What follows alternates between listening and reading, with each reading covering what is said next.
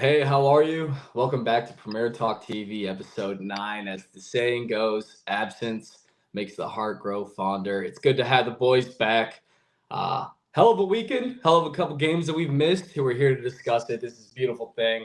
Gentlemen, let's go around the table and introduce ourselves. Parker. Hey, what's going on, DJ? Yeah, it's good to be back. It's good to have the boys back all together. So, yeah, let's talk Premier League. It's easier to do this when Spurs win, obviously, the day before. So, And what a win it was. Electric. And we'll get into that a little bit later. Kel? Yeah, we're back. We're back. It feels like it's been forever. Glad to be back, though. Beautiful. Yeah. It's been a while since we've all been together, and the suffering for United hasn't stopped. So that's cool. It's all good. We're in hell, so it's fun. That said, James, thanks for joining us at such an early hour down in Australia. Gentlemen, let's get into it. I think the biggest talking point, the thing that surprised most people, would probably be Aston Villa cracking the top 3. Going over City, they've had some impressive wins at home and almost as a fortress. Might be the most formidable fortress right now in the Premier League. What are we thinking? Is this the real deal? Is Aston Villa here to stay? And let's talk about a little bit of both wins, just briefly. Both wins over City and Arsenal at home. You take out, the winners last year, the runners-up last year, the team that was in first place before, and then, City's always going to be charging for a title. So, gentlemen, whoever wants to start, go for it. hey, it's 2 clean sheets against 2 of the title contenders. So, you can deny that, right? I feel like they're strong in almost every aspect. They got a World Cup winner behind goal or in front of goal. Sorry. And then they got Paul Torres. Which they signed this year. So I think that's been a huge plus for them. And honestly, when you look at their squad, they haven't changed a whole lot since Unai Emery got there. I think they've signed only a couple players, like Paul Torres is one of them. Tielemans, he's another one that made a big difference. Wow. They have good players throughout the entire squad, right? So from the goalkeeper all the way to their striker, they have quality, and they know how to use their players. And it's all due to Unai Emery. I mean, he makes the best out of these guys, and it's crazy to think that they were almost relegated the season before, and he just changed everything mindset wise for these guys. So I think it's interesting seeing seeing Unai Emery, and it's almost like you said, Parker, they didn't spend massively on players. They had the right recruitment, and almost the best recruitment has been their manager, really. So I think everyone thought he was a quality manager. I don't think anyone's ever thought that he wasn't. And I imagine Arsenal, if they weren't doing so well right now, they might look across and be a little jealous of letting Emery go and see how well he's doing with a team like that. So I watched them play against Man City, and man, he's so good in big games. Emery, the way he sets up his team, the way he set up the box midfield to dominate City's box was just very, very interesting. Not a lot of teams and or managers go head to head with Man City. They tend to just try and play on the break or try and suffocate them in some way, but they actually had a crack, and I really respect that, and I thought they did really well. I think when you beat the big teams, that's almost announcing that you're around the top of the table. I feel to win the Premier League, you need to win you need to beat the terrible teams. That's your calling card of how you win the league. But how you announce that you're going to be a threat is you beat some of the big boys. So I feel they have to be considered a threat now when they're up there and they're doing well and they've beaten those teams. So we'll just see how they deal with the ones lower down the table, see if they can make sure they win all of those easy games. Yeah, Parker, you mentioned Tielemans, which it's nice to see him bossing that midfield again, because when he first went to Villa, he couldn't figure it out. In the last 2 games, he wasn't playing much. Amazing. Yeah, he's getting his minutes. He's proving himself now. But looking at the big picture of Villa, it's not sustainable. When you look at home and away, there's you can't play that poorly on the road. I've looked. They played 8 home games, 8 away games. They have 24 points at home, 11 on the road. Same amount of games played. Okay. You're not going to win the league if you can't perform on the road, and that's just something. It's a fortress when you go there. It's impossible to beat them. You can't break them down. But on the road, The last 2 wins, the game before that, they drew to Bournemouth on the road. They did beat Spurs on the road, which was Bournemouth are a hard team, Kelman. Okay, they're tough to beat at home or away. You never know where they're going to pop up. Either way, 11 points in eight away games is not going to keep you in the top 4. But listen, do you think they can fix that aspect? And if they do, don't you think they would be a title contender if they did fix, their away form? And absolutely. I don't know how to do that. Obviously, if they knew how to do it, they would have done it already. But it's like absolutely. If they start winning on the road, if they start winning on the road, of course they're going to be contenders. But with what we're seeing right now, it's not sustainable. And that even that the home record is eventually going to. There's no way they can continue in. What are they at right now? 17, 16 home wins in a row. Yeah, am I way too high on there? I thought I saw somewhere up there. But I think it's 15, to be honest. I think they just had 14, and it's like they're in they're third or fourth in the something total of home wins. Here's a hot take. I think that Aston Villa have the best midfield in the Premier League. That's I really do. Let me address this. No. I think about it. Let's think about it, right? So they have they got Douglas Luiz, right? McGinn.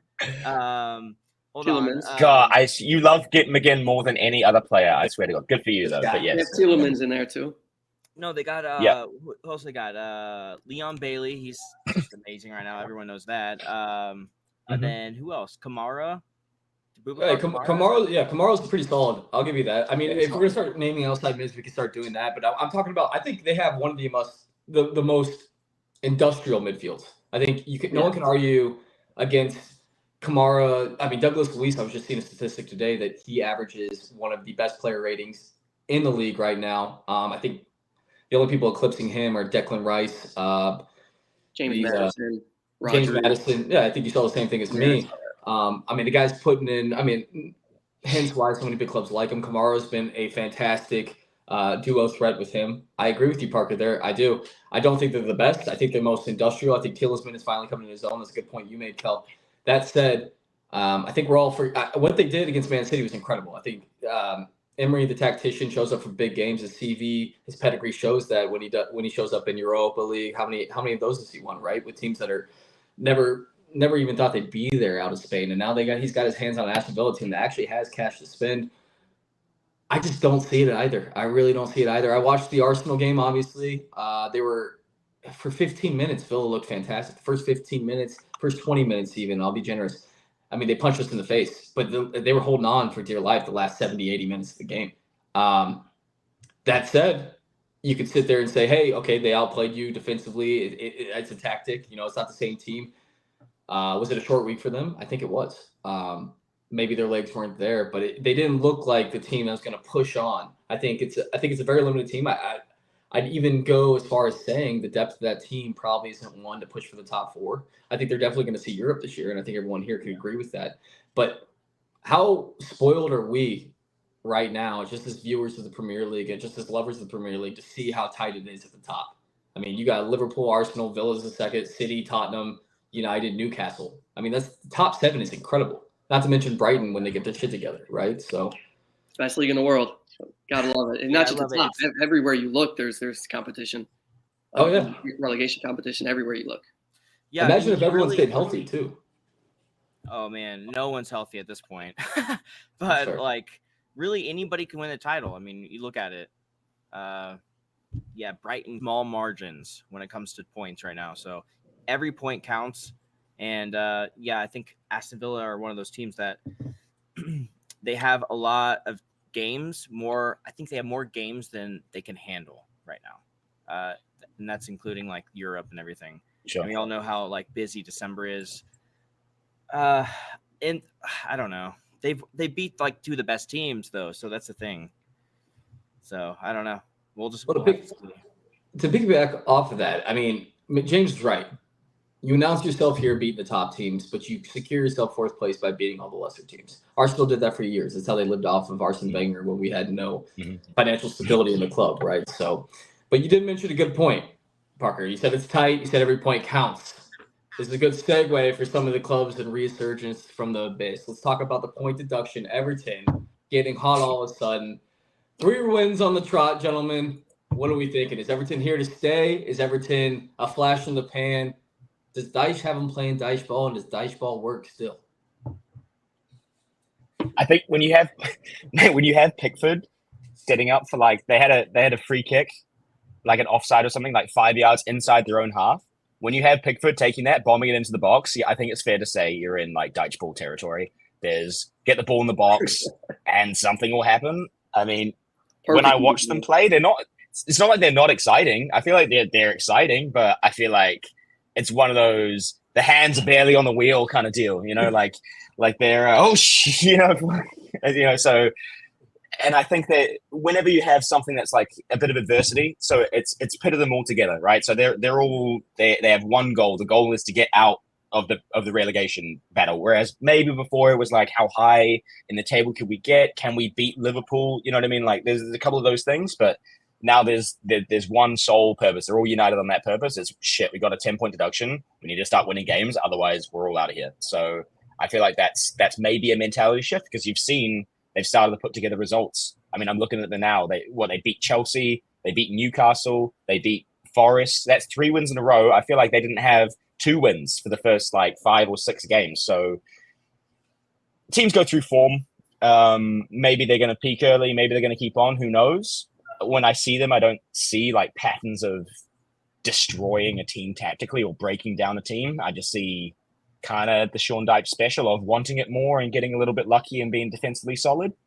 But who's to say? Maybe that's successful now. You don't know. But definitely the manager has his fingers in that for sure, I think.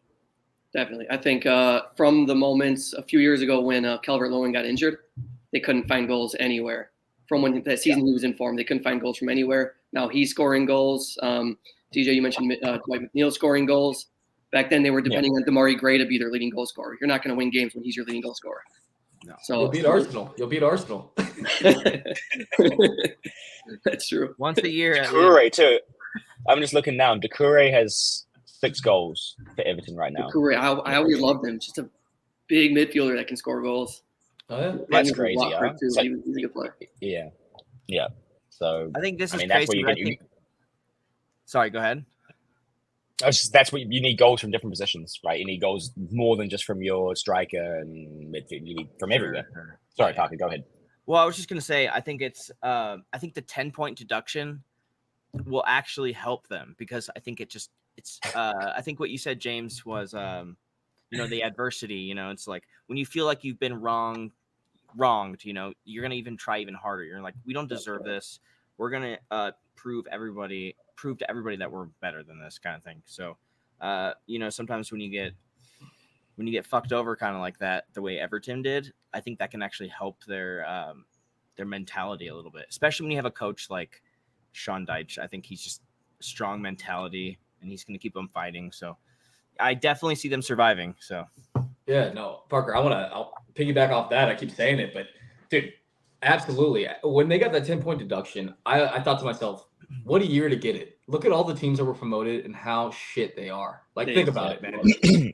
Luton's put together some good performances at home, really brought teams to the brim, things like that, tying Liverpool, probably should have tying Arsenal if not beating Arsenal, and then just gave a hell of a game against City.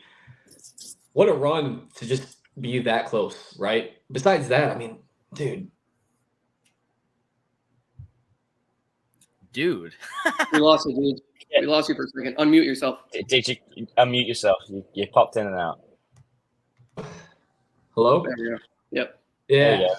So back to what I was saying. Apologies for that, but yeah, you gotta stop using your sausage fingers to touch the things on the screen, man. Use like a stylus or something. Every time you get those. That's kind of fucked up, man. That's kind of fucked up. But hey, back to what I was saying. Once they got that 10-point deduction, gentlemen, it was wild to me because I thought they were going to capitulate for a bit. After the United smacked them 3-0, it was just like, hey, is it over for them? Is this it? Mm-hmm. As Parker said, they use it as motivation, turn it around, and I mean they're beating some formidable teams. And without that 10-point deduction, they'd be ahead of Chelsea in the table, which no one talks about. But yeah, they'd be in the top half. They'd be in 10th. It's hilarious, dude. It's hilarious. Yeah, because of their 10-point deduction, they'll need. Well, usually they say 38 points is what you need to survive. So they would technically need 48 points to survive by the end of the season. Well, technically. Well, based on this year, you probably need 20 points to survive. The bottom 3 teams are. Yeah, they're pretty poor. But January is right around. Well, who knows? corner. Sheffield just won with their new manager. Well, not new manager. He's been a manager there before. But what's his name? Is it Chris Wilder? Yeah, Chris Wilder's back. Man, the merry-go-round just goes around in a circle, and then they just get off and they get on. It's like they're commuting to, it's crazy. That's crazy. You're telling me there's not a better manager? There's not somebody out there that's younger that can do a good job? You have to go back to Chris Wilder? That just blows my mind. Like, how good is your search committee, or how bad is your search committee? It just but blows think my about mind. it. Who wants to take that job? Bottom of the Premier League, you're going to get relegated. Anybody that's not coaching in the Premier League would want to take that job. Anybody would want to coach in the Premier League. I mean, That's I crazy. agree. I agree with that statement, but I don't agree anyone wants to coach Sheffield. I think so. I think if it's a pathway into the Premier League, which is going to be the biggest league in the world for sure, without a doubt, in the next 5 years, then yeah, you get in now. It's probably on them. It's probably the club, but like that happens all the time. They just hire the same managers over and over and over again. I just don't understand. How is there not a better manager than Roy Hodgson? Like, how is there not? It's crazy. But anyway, I digress. I got you. Hey, let's move on. So Fulham, let's talk about a potent attack, which Sheffield has none, and maybe they bring back the steel. At least thinking they're coming from the steel mantra of the UK. But like Fulham, 16 goals in 4 games, gentlemen. They're high, they're flying. What the hell is going on? Craven Cottage? Yeah. Back to back 5-0 wins at Craven Cottage. They've been very good. They're very, like, when the team lets them play, which is, I was watching West Ham then play West Ham. Like, when you let them do what they want to do, they're very good, But, like, West Ham, I don't know what they were trying to do. They were, like, trying to sit in their block, and they didn't know how, and then Fulham just picked them apart. So, yeah. They're quick on you have players that can play that way, and well, West Ham got off of a cup win against Tottenham. At least that's what they call it. Every time they win, it's like a cup win for them. They just like, yeah. Well, it's probably your closest rivals in London. So yeah, I got you. So you're saying they're riding high? What now? Yeah, it's a London derby, isn't it? So, but yeah, you got battered. They got battered 5-0. So there's that. And like you said, Kel, 2 back-to-back, especially clean sheets, I think is the biggest thing there. And even giving Liverpool a run for their money, So Liverpool being one of the dominant teams in the league, just losing 4-3 at Anfield is not a bad result. I mean, you still lose, so not great. But did anyone watch that game? United watched some of it. Didn't watch all of it. I missed it. I gotta watch my boys. Yeah. That Liverpool Fulham game was wild. Fulham should have won. They capitulated in like the last 7 minutes, and it wasn't like Liverpool was putting. Oh yeah, that was that game. They scored 2 goals in the 90th minute or something like that. Yeah, it was. I'm looking at it now. Endo scored in the 87th, and Trent scored in the 88th, which is Endo's is wild. Goal. Endo will never strike a ball like that again, dude. What the hell was going on? Endo's goal was beautiful. It was just right in the top corner. I remember watching that. There was another top corner one right before that. McAllister's, it wasn't for Garnacho doing that freaking bicycle kick goal. I would have said that potentially McAllister was up for the Puska Award, at least goal of the year. Yeah. That was like 40 yards out. Yeah. So they're doing well. Let me get this back to Fulham quick because Willian and Iwobi are killing it on the counterattack. But let's give my boy Raul a shout out. Since that head injury, he hasn't found his own. Do you like him? Yeah. You like him? Only because he's on my fantasy team. There it is. He's got 4 goals in the last 5 games, so good for him. I'm down, but mate, he could not score in a brothel before, like at the start of the season, or he was terrible. He couldn't do anything. So, but yeah, turn around. You get hot and you score goals. That's what you want from a striker. It's the same thing. They're kind of getting. I'm looking at it now. They have 3 goals from Iwobi. That's got to be close to his best return on the season. Bobby Reed, 3 goals. Willian, 4 goals. So they're spreading the goals around, which is exactly what you need, right? You don't need to put the weight all on. They need to share around the Mitrovic kind of. He was the target man talisman, so he's gone. You need to share those goals around somewhere, and it looks like they've maybe clicked a little bit, and they've started to do that. But I think 5-0 wins will flatter anybody in the stats. So they have a lot of. We'll see how they kick on. They have a lot of firepower. They have Vinicius as well. If you know who that is, he used to play for like a Brazilian. Yeah, I don't think he's done that well for Fulham, but he puts in goals every once in a while. I mean, they have options. That's one thing I can say. So if Jimenez isn't working out, they can always put in somebody else. Spurs can't say that. So. Well, actually Spurs can say that. Not to get off topic, but Richarlison showed up. Yeah, he did. True. Yeah, good point. But that's just one game. He's very inconsistent. I can't see it happening, game after game. As much as I love watching Spurs lose, I actually enjoyed that win over Newcastle, partially because there's a podcast between Antonio and who's the striker for Newcastle that I'm forgetting? The Vicario stuck out his tongue right when he was trying to shoot. Come on, boys. Give me something. Not Isaac. Can you do that one more time? I didn't see it properly. One time for the puck. No? Murphy? Yeah, no, not Murphy. Come on, boys. Now I got to look up. Who are you? Wilson. Yeah, Wilson. Callum Wilson. I say Callum Wilson and Antonio were on a podcast together taking the piss out of Richarlison, saying he's got more cards for Spurs than he does have goals. And it's funny enough that shit happened right after their episode.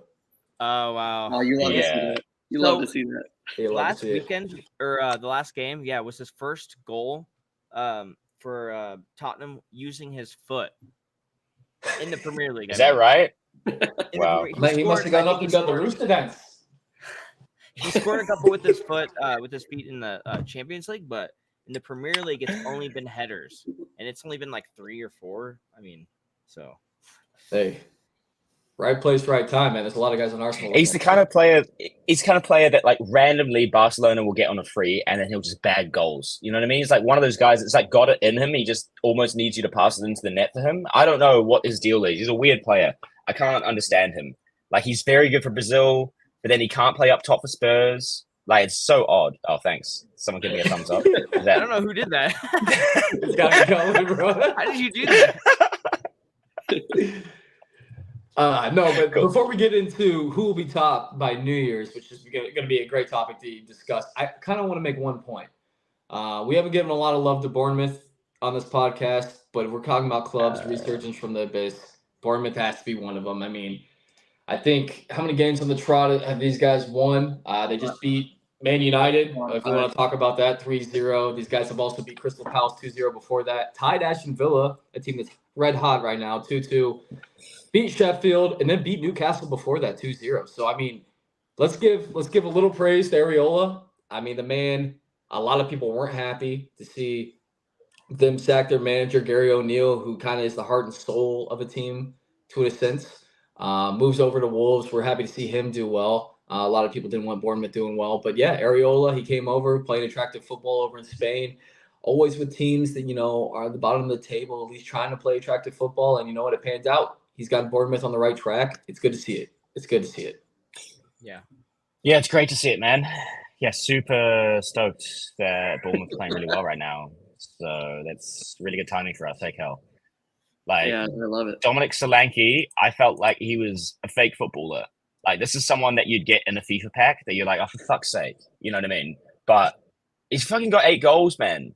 It's like the John McGinn. Like, where does this guy come from? Like, how is he still on? Stop scoring goals, especially against United. It's annoying. But yeah, I mean, they're playing well. They beat us. We were poor. One thing I wanted to kind of touch on in that game, I thought it was interesting that Baldhead decided he wanted to play Luke Shaw as a center back. And then it was hilarious to see Billing go in as a header and just absolutely pummel him for the goal. Honestly, not the first time that's happened with Shaw playing centre back too. That seems to happen regularly. He's just very good at passing out of the back. But you got Varane on the bench. What are you doing?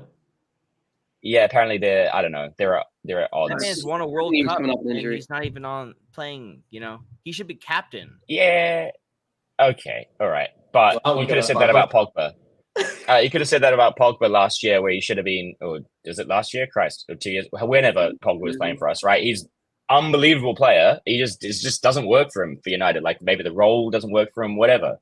Just because someone's like automatically plays for France and won a World Cup doesn't necessarily mean, you know what I mean? Yeah. I don't know what's going on behind the scenes. Maybe like I'm trying to think of something funny to say. I can't think of anything. Like I don't know, Varane maybe pissed Ten Hag off and now they just don't want to. It seems like he's on his way out. I don't know. I am at the stage. I don't know if Kelman, you agree. Like, I'm full back. You got to give full backing to someone. We've given it to the players for too long. I want to give full backing to the manager. I just like, why not? Let's try something different. Let's break the cycle. We can always regret it. I normally don't do that. We can always regret it, right? It's like time, So without sounds like it's a reflection on the manager. Just with the players that have fallen out, and just it doesn't seem like they have any. I don't know. Like every time they win, it's just kind of like at the last minute, and they just surprise everybody, and they're like, "Oh wow, they just stole 3 points," whether it's McTominay or whoever. But they just don't. They can't do it consistently. I think they're lucky to be 6th. My blood's starting to boil talking about this team. Super Let's lucky. change the topic, please. Yeah, one thing I'd like to close out on. As bad as United are doing, they're only 6 points off the top 4, which is kind of a miracle. Isn't that crazy? Isn't that fucking crazy, man? I have no idea how we're there. Gentlemen, this brings up the next discussion now. The Premier League is this close. Who's going to be top at New Year's? I mean, as of right now, I'll just read you the table. First, Liverpool with 37 points. Second, Arsenal with 36 points. Third, surprising addition here, Aston Villa on 35. Fourth, City at 33. And then I'll just throw Tottenham in there at 30. It's incredible. You'll love to see it. At least you throw the 6th place team in there. Oh yeah. So Man United 27 and Newcastle 26. Why you gonna stop early, man? No, I feel like the big one is the Christmas Eve game, Liverpool and Arsenal. Really, I feel like whoever wins that's probably going to be top. Yeah, I think Arsenal will be top. Just because Liverpool have, I think, 2 extra games on top of the Premier League schedule in December. So they have the Carabao Cup game, and they have also a Europa League game on top of their Premier League schedule. That's a lot of games by the end of the year. What does Arsenal have? Do Arsenal not have?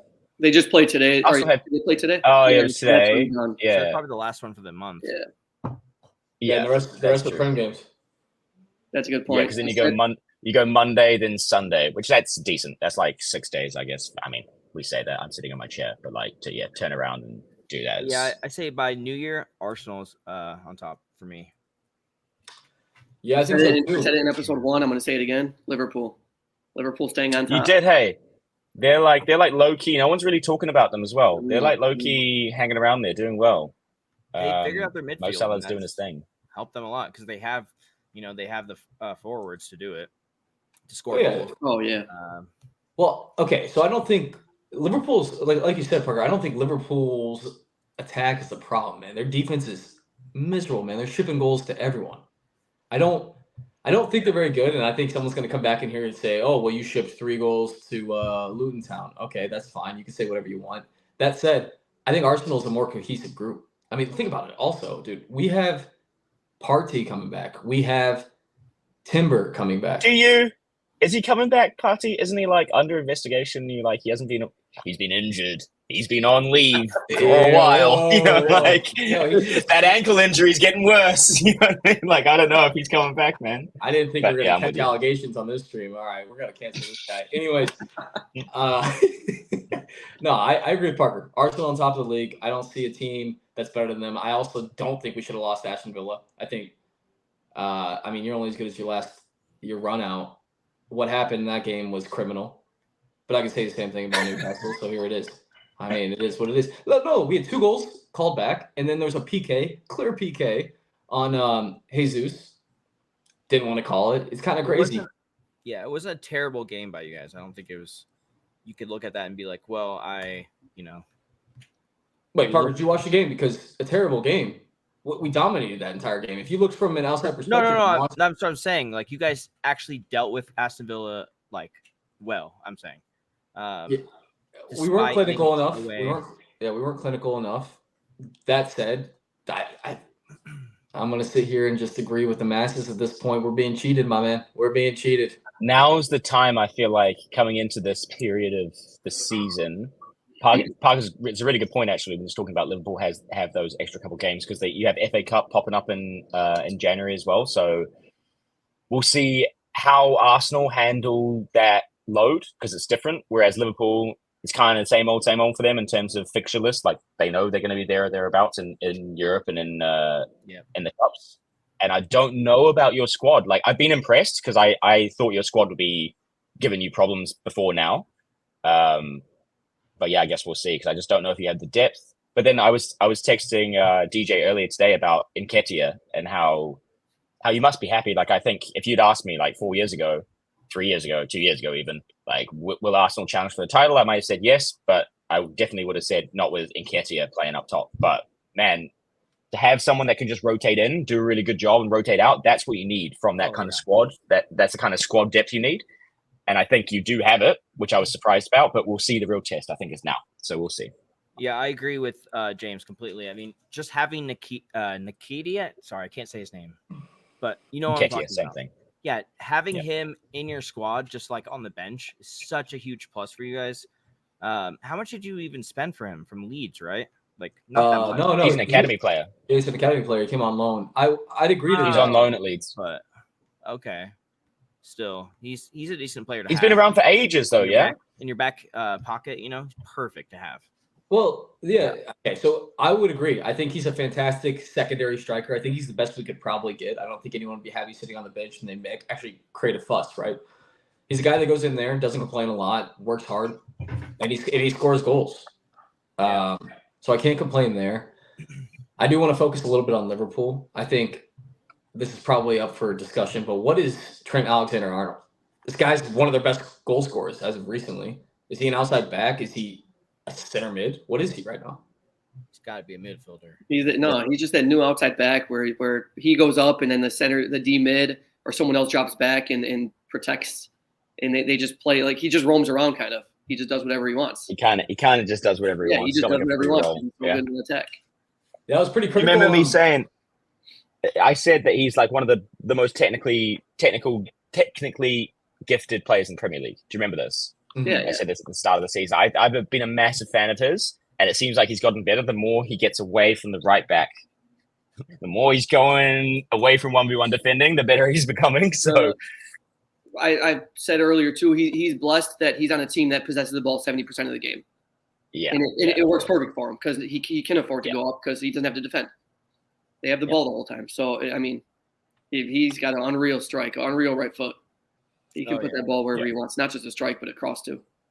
But I think that's also Liverpool's issue. When they get into the big games, they're a counterattacking team, and he's left on an island, right, against the other winger at that point. It depends because sometimes he plays on the inside. Like when he's vulnerable 1v1. I think we're all aware of that. Like his 1v1 defending is not fantastic, but I think you definitely offset that with the fact that he's phenomenal on the ball. Like Kelman said, he puts it anywhere. I think he's the best crosser that England have had since fucking David Bentley, good throwback, and also David Beckham. So if you're Jurgen Klopp, why don't you just make him a winger? Just why not?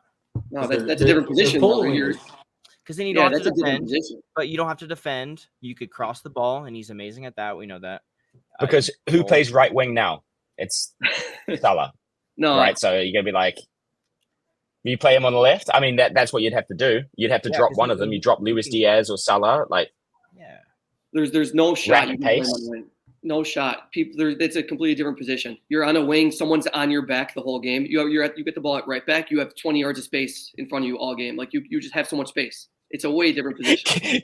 Kelvin talks like he's watched right backs try and dribble down the line like 20 years when you've been playing. You're like, just fucking pass me the ball. But like when I look at Alexander-Arnold, he sounds like he'd be better as a winger. No, he can't go at the players one-on-one. Played different positions. A lot of center backs have played striker when they were younger and stuff like that. They've all played different positions. I really think that he would do better as, forward. I would argue not even a midfielder because he's not good at defending. Like not even a midfield, just forward. He would be solid at the 6, but not a winger. It's just too compact at that point. Yeah, I don't think he would do good as a defensive midfielder. So, gentlemen, I mean, this begs the question: who's going to be top by the end of the year? I'm going Arsenal. Parker. Arsenal. James. Like James said, the winner of the Arsenal-Liverpool game. If I have to guess who the winner of that is, I'm going to say Liverpool because they're at home. Mm-hmm. Yeah, for the same reasons, Kel. I think if you go either way, it depends how you guys do in that game. But Anfield, tough place to go, man. Can I ask a quick follow-up question on that? Will the Will whoever's at first at the New Year win the league? Will they be able to hold up? That's a good question, because what was it last year? Was Arsenal the first team to be top Yeah. was it either Christmas or was it New Year? The first team that was top to not win it. It was one of those two, right? Are we in Rome is burning? Are you giving points to James every time he makes a good fucking point? No, What's going on? Does a thumbs up give you a thumbs up? Yeah, I don't like this. I don't like this at all, dude. Yeah. I don't know how to do that. Thumbs up gives him the thumbs up. Oh shit, dude, this guy's on fire. How did you do that? Man, James is getting praised on this. Yeah, he is, dude. Colin's got the No, so operation. Liverpool as well, yeah. Well, Kel, to answer that question, I think Arsenal's winning the league. I just don't see another team. I don't think Man City's the team they once were. I think next year they will be. I think this is a team that is going through a lot of I love you talk as if it's like unbiased, but then you just wearing this fucking Arsenal shit. You're like, I don't know, maybe it'll be Arsenal. You just like this gun. I think it's our year, dude. We have Declan Rice, man. Everyone knows Declan Rice past the 90th minute is going to score the goal. Listen. I don't care who you say, but the fact that anyone can say that you're counting Man City out is insane. Like you just sound like an idiot. I'm gonna say it. You want to bet that Man City ends up third? I'll bet you Man City ends up third, and I bet you it's a 2-horse race. I'm not gonna bet that they're not gonna win, but I'm saying how can you count them out? Well, I thought we were just talking about who's gonna be top in January, not top of the league at the end of the year. James. So, no. I know, but TJ, we need to talk. We brought up Man City not being a threat, and that's just insane. I'm not saying they're not a threat. Yeah, because City's only 4 points off from being top. So I mean, what do they need? One win and a tie, and then they could do it. Man City have gone through the worst string of results in 7 years, and everybody's losing their minds because they're not winning back to back to back to back. Just everyone relax, okay? They just won the treble. They're a good fucking team. No one's saying they're bad. No one's saying they're a bad team. I just don't think they have it this year. I think they have the top 4 for sure. What have they lost? What have they lost? Yeah, why wouldn't they be there? What's different? What do you have that they don't? I think we've seen how fragile that team is when Rodri's out of it. It's not the same team. Kevin De Bruyne, you can say whatever you want. The best midfielder in the world is about to come back. Okay, yeah, he's about to come back, but he's going to play 6. If Rodri's out, this team is useless, and we've seen it. They're losing to everyone. Oh, man. We've seen it, but we've seen both of them out, not just Rodri. If Rodri's out and De Bruyne's in there, they're fine. Who's going to play number 6 when Rodri's out? One of them are in there, they're fine. Answer my question. Who's playing number 6 when Rodri's out? He's not out. Calvin Phillips. Dude, I'm pretty sure Pep has come out and say he hates the treatment he's giving that guy. Calvin Phillips is like, oh yeah, he's still here. he's at one of the back of the bus. I was wondering who the fuck that is. He's always traveling to the games. I know who he is. Fucking Calvin Phillips. He keeps living on international duty. I don't get it. Yeah. To be fair though, I keep trying to do a 5v5 drill and it ends up 5v6 because we've got a fucking 11th player. I keep forgetting we got Calvin Phillips. Losing Ilkay was a bigger loss than they were expecting. Oh no, but they got Kovacic. He's so good. No. Yeah, he's ass, dude. He's ass just like every other Chelsea player, except for Havertz, baby, because that guy's on a tear right now, baby. Oh man. All right, we're done with this conversation. We all put our votes in. We should put a friendly wager on that. But let's look at match week 17. This is a good one. I would say the focus is probably on Liverpool, Man United. Let's see if United can bounce back from the midweek loss to Bayern. Actually look decent. I kind of like that. Is it at Liverpool or is it at United? I think it's at Liverpool. Anfield, yeah. Well, let's discuss this first before Parker gets into Spurs and Forest. I get into Brighton and Arsenal, and James, I guess we can all kind of chime in with that Newcastle Fulham game. So Liverpool versus Man United. Kelman, kick it off. Yeah. We can all jump in on this, but I honestly don't see any way United can pull this off. Maguire and Shaw just got injured. Man. Bruno is obviously out with cards. The one benefit is hopefully Rashford and Martial are still ill, so we have actually people that are going to work hard. But aside from that, I honestly, there's not much to say. I think I just don't want to get annihilated like last time. Hopefully no 7-0 result. But yeah, like you said though, they are beatable on the counter. I don't know the word I was trying to use, but they're beatable on the counter. So if we can maybe pull one off and defend, but that's all I can really say. James, you got anything else with that? Not really, mate. That's about it. Maybe we'll see. maybe we've had our Everton moment, you know, like we didn't get deducted 10 points, but we look terrible. So like maybe I'm trying to be optimistic, man. I particularly hate watching Anthony Martial play for United. There's nobody else. It was Andres Pereira for a while, but now it's definitely Martial. Like there's those two players. I want to turn it off every time they come on. It's just so frustrating to watch them play. Just the most frustrating players. Yeah. Fred was up there, but at least he worked hard. Those two, I can't stomach it. Like if I see Martial starting, I go, oh, great, we're playing without a 9, you know, because it just does nothing. So it's just a waste. I can only ever see You're playing with the red card right away. Yep. Well, the problem is even on the counter, we're so bad in front of goal. Our final third is so bad that even if we can beat them on the counter, we can't score. I think only the bottom 3 have less goals than us, which is. I am interested to see Højlund go up against Van Dijk. That'll be a fun battle because they're both quite physical. I just like to see how that battle would play out. I don't know which way it would go. I'd imagine Van Dijk would win, but Højlund looks like someone that would get stuck in. So did you watch him today?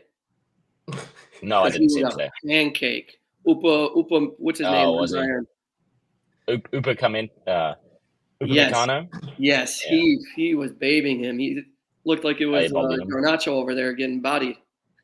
Well, that's good. Then rather that happened today, so he's ready. Sorry, Parker, what was that?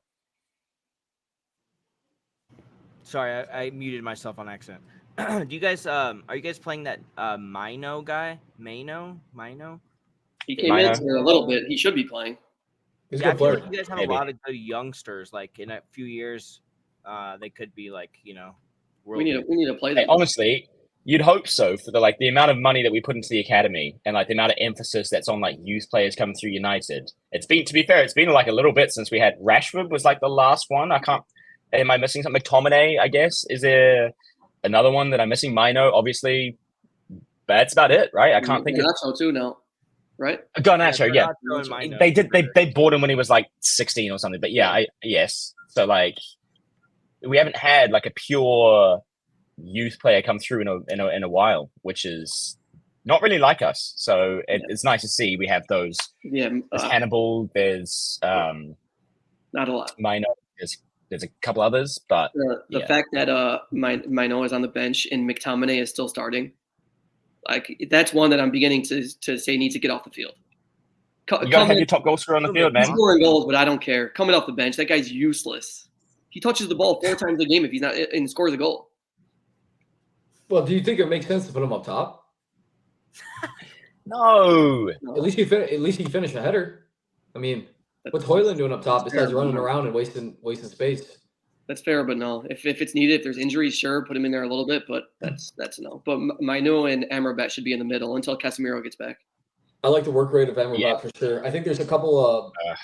I think there's a couple. I guess battles I'm looking forward to. I think Garnacho's gonna, if TAA is playing outside, I think Garnacho versus him, I think he can cook him all day. I've watched Martinelli do it, and the more I watch Garnacho, I think he's better than Martinelli personally. And it took me forever to say that. He got there by himself. By himself, Kelvin. I got there by myself, yeah. I kind of love the way he plays. Viva Garnacho! Yeah. So I'm looking forward to that matchup. I'm really looking forward to whoever you put up top against an aging center back duo that I still don't think they're not at their best. Clearly, they're not 3 years ago where they were on top of the world. I think there are a lot of flaws in that group, and I think you can exploit them if you want to. And then Bruno versus whatever defensive mid they tried out there, dude. If Bruno has a game, he's going to make that guy's life a living hell. Bruno's suspended. He's suspended.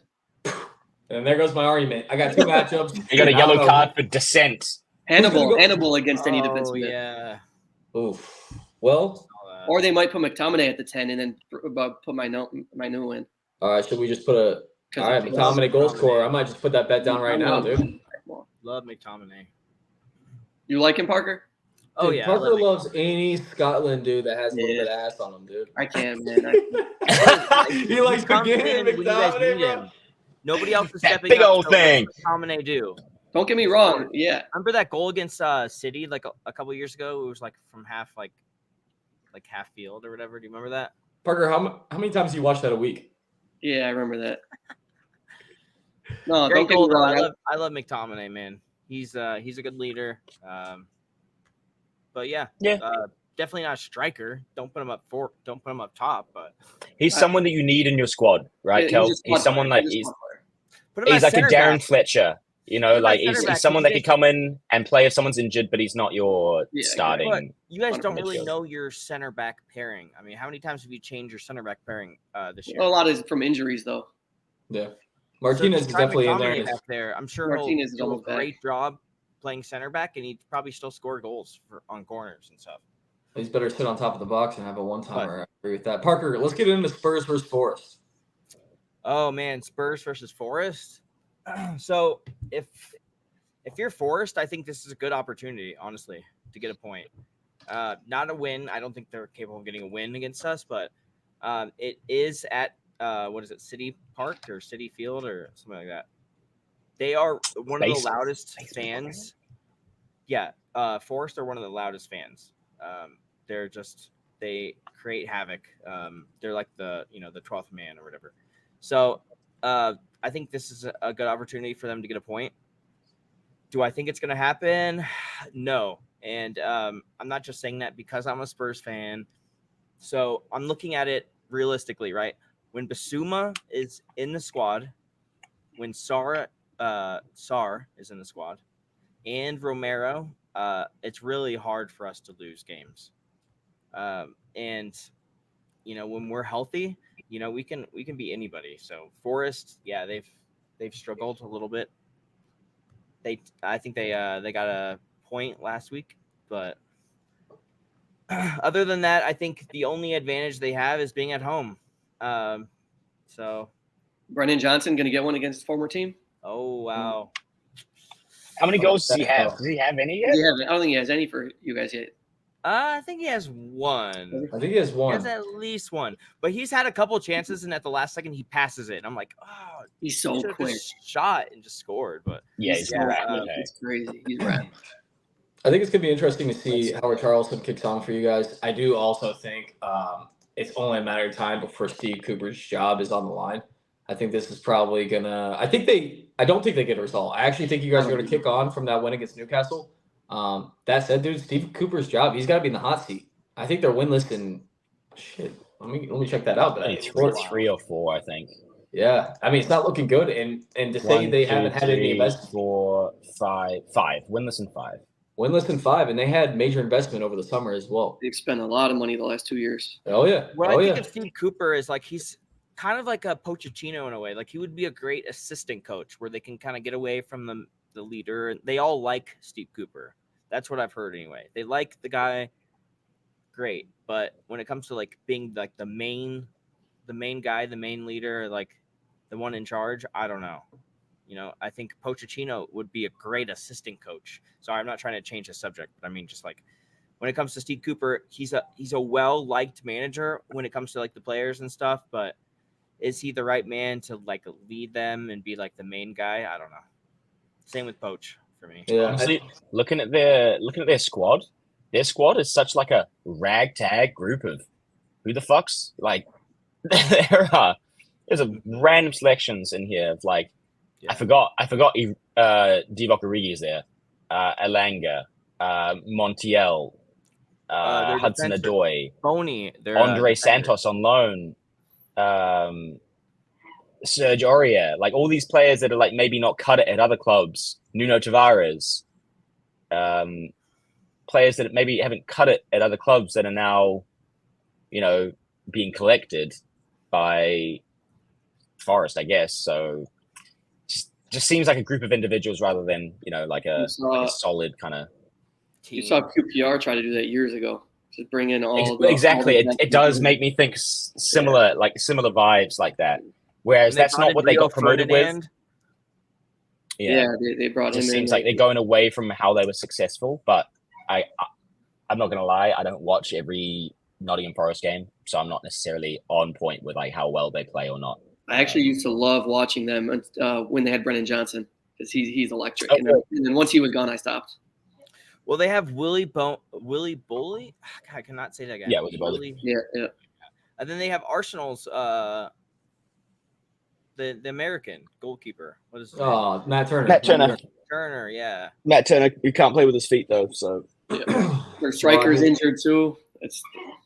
But they just put like 5 in the midfield. They just like kind of flood the midfield, and that's how they kind of. There's actually a so midfielder. I got a. Sorry, there's a midfielder on that team that I rate though, Sagare. I enjoy watching him play the game. I think he deserves to be on a better squad, but like you said, man, bunch of misfits. I can't see this team upsetting Spurs. I think we got to keep moving on though to talk about other games. Yep. Lightly, I want to touch on this Brighton Arsenal game. This isn't the same Brighton team that started off the league on fire. They're dealing with a lot of injuries, whether that be outside back, center mid. Ansu Fati just went down for what 3 months.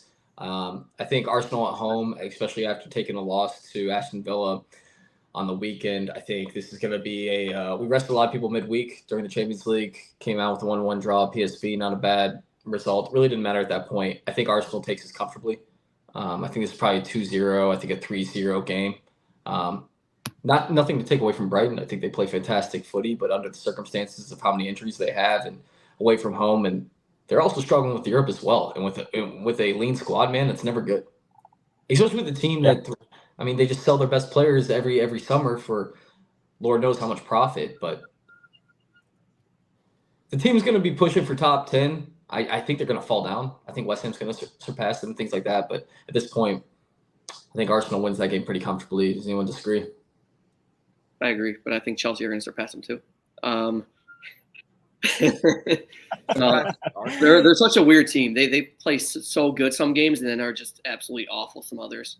But yeah, I think Arsenal are gonna get this easy. Yeah, I got you. And then lastly, let's just touch on James. You want to touch on Newcastle versus Fulham? Yeah, I think it's an exciting game. I think Fulham. After I watched them, I think I'm very excited after watching Fulham. Especially seeing them tear West Ham apart, man. Honestly, like West Ham weren't. It was 15 minutes in, and I think it was only 1-0 at that stage, if 1-0, and it was like you knew it was going to be a landslide. Like West Ham just were not at the races. So I feel like if Fulham can dominate the ball, who's to say? I haven't been too impressed with Newcastle, to be quite honest. Like I don't. Yeah. And I know they play in the Champions League tomorrow, so it's not a quick turnaround, but it's not like a short turnaround. So I don't know. I feel like they're pretty up and down, you know? It depends who shows up that day. I feel like they're quite inconsistent, you know, and I feel like we're only seeing maybe the second iteration of this team. I feel like there was one when they had a bunch of hype around them because they just got bought and they had a couple of players. And then now it's the start of like the season and there's hype. And now I think, I'll be honest, man, I don't really rate Eddie Howe.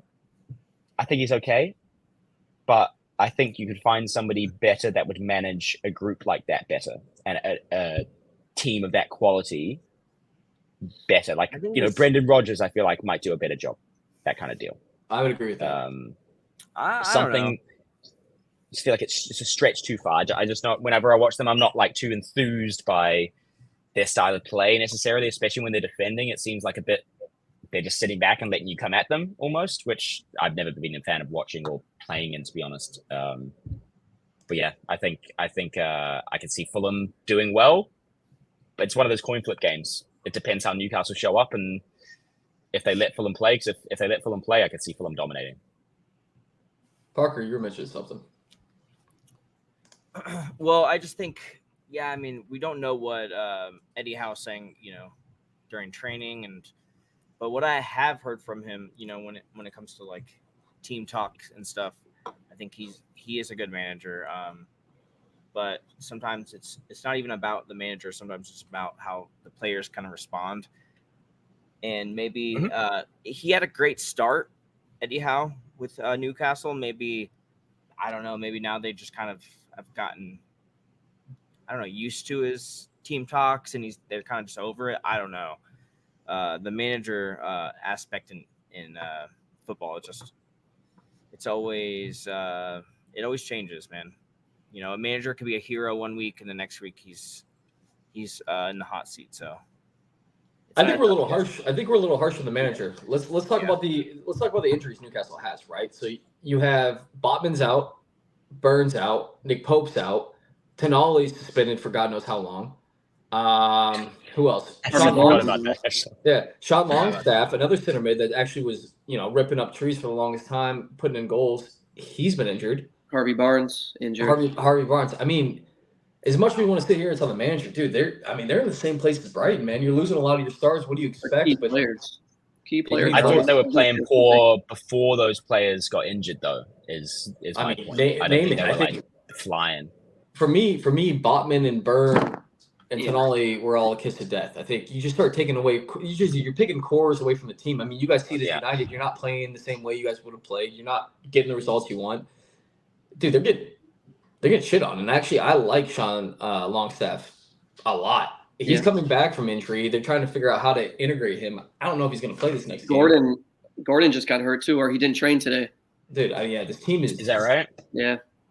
But I was the same thing. They have a lot of injuries. This would be funny. Just pull and put 3 past them at least. No, I still think Newcastle's going to win. They have 2 terrible defeats. I think they'll be able to pull it off.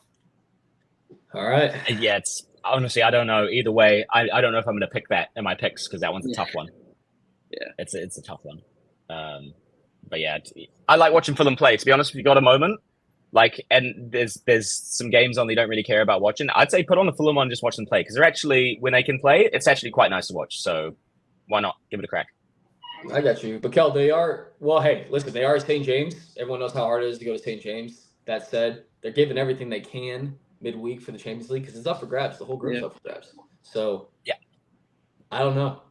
I think it's going to be an interesting game. This might be a game that I say is going to be a draw just because of circumstances. And Fulham's just resting at this point. Could be. Could be. That's the beauty of football, isn't it? Oh yeah, absolutely. So hey, we got some good games on the horizon. We did our best trying to encompass what we've missed as a group. Premier Talk TV episode 9. If you enjoyed what we were talking about, gentlemen and viewers, please smash that like button, share it to your friends, tell them how much of dumbasses we are, and we love talking about the pod. So hey, here we are. It's been a pleasure, and this is us signing out.